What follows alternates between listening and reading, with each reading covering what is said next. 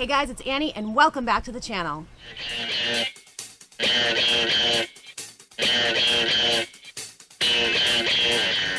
So here in New Hampshire, it is finally full-on springtime and it is absolutely gorgeous out. It's warm, there's bugs, the flowers are starting to bloom, we've got dandelions and apple blossoms and leaves.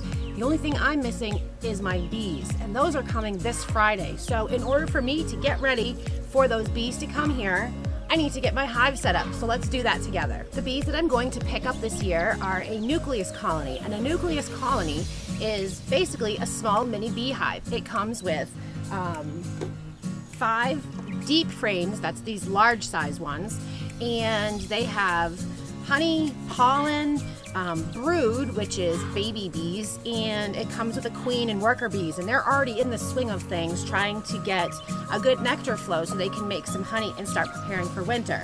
And we're going to pick up these bees on Friday. I'm going to pick up 2 nucleus colonies, or nukes as we call them.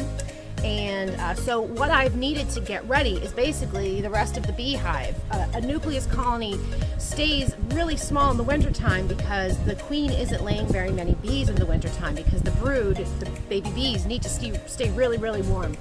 So once springtime comes, she starts to really lay a lot of eggs, and that's when a swarm happens, when there's too many bees in the hive and not enough resources. So in a nucleus colony where there's only 5 frames, it wouldn't take very long for them to want to go ahead and swarm. So what we're going to do is give them an entire beehive to start building their comb in and having a place for the queen to be able to lay her eggs. She lays thousands of eggs per day, so that's how many bees will be hatching every 21 days. So the first thing you want to do when you're setting up a beehive is make sure that you've got a level place to leave it, because the bees want to have a steady level surface to build their hive upon. And we've got these great pallets that we have shored up and leveled and made sure that they're perfectly all set, ready to go, and good for the bees. So we've got those already laid out. The next thing I'm going to do is put my base down. In order for, all you really need for a base is a couple of cinder blocks or something like that to set your hive on, and maybe a bottom somehow. But my dad really thought that these hive stands with these fancy bee runway cover fronts were really, really neat, and so he built some for us. And these are really, really sturdy, and also helps with a little bit of ventilation.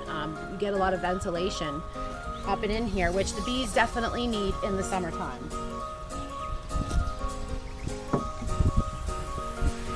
Now we made the pallet space big enough so that we could have many, many beehives in here. I've had 5 beehives in here at one time before. This year I didn't come through winter with any beehives, so we have started fresh.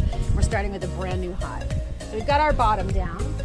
The next thing we're going to put down is a bottom screen board. This is 3/8 hardware cloth, 3/8 inch hardware cloth, and the purpose for this is so that when the bees drop down, or let's say the mites, the varroa mites that are on the bees drop down, they can't necessarily get through.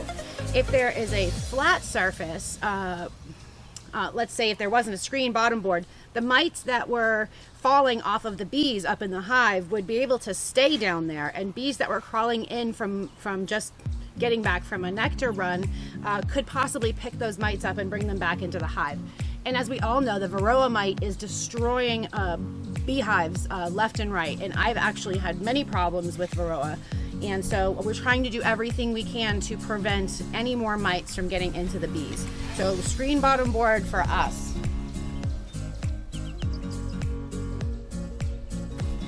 Next piece is our slatted board.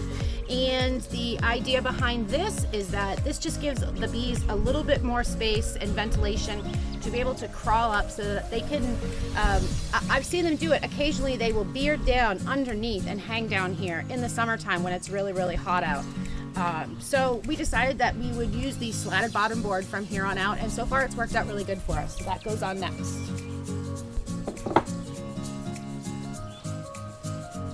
At this point, we are ready to put our first deep super on, and this is where our actual nucleus colony is going to be put into the beehive. So I have taken some of my bee box here, my deep super that my dad also made me, and I have sanded the inside, and I have sanded down the inside to make sure that it was nice and fresh and clean, and I'm really excited to use these this year. Just set that right up.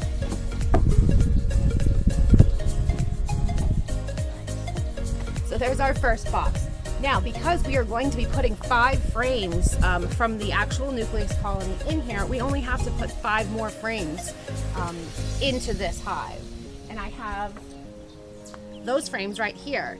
These have a wax foundation with wire in it because I feel like the bees prefer natural wood instead of plastic.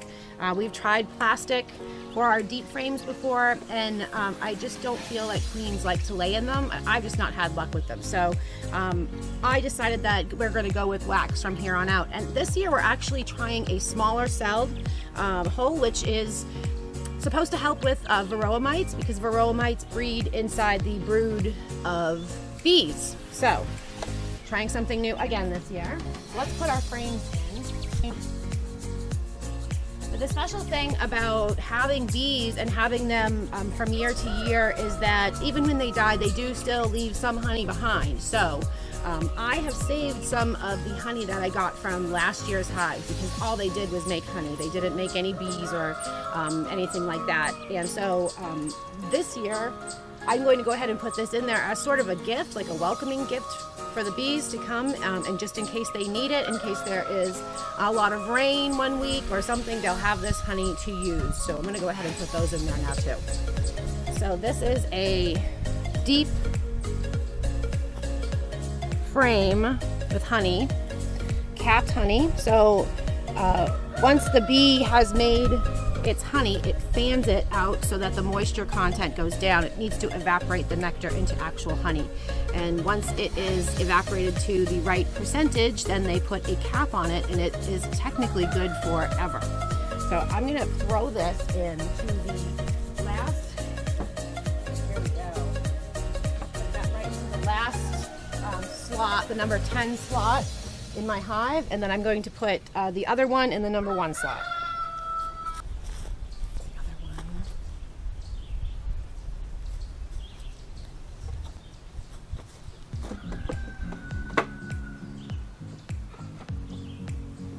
So right now, in that bottom box, we have 5 frames. 2 have honey and 3 are empty, just like these ones.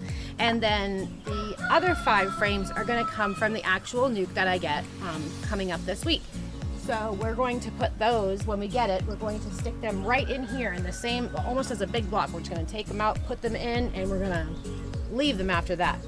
The thing I am going to do is I'm going to start them off with another entire deep super full of these frames of foundation, so that once they really get going, they can start getting to work, and there'll be much less of a swarm problem or swarm tendency, because they'll have a lot of room to go ahead and build on. So I'm going to go ahead and set that new box up on top.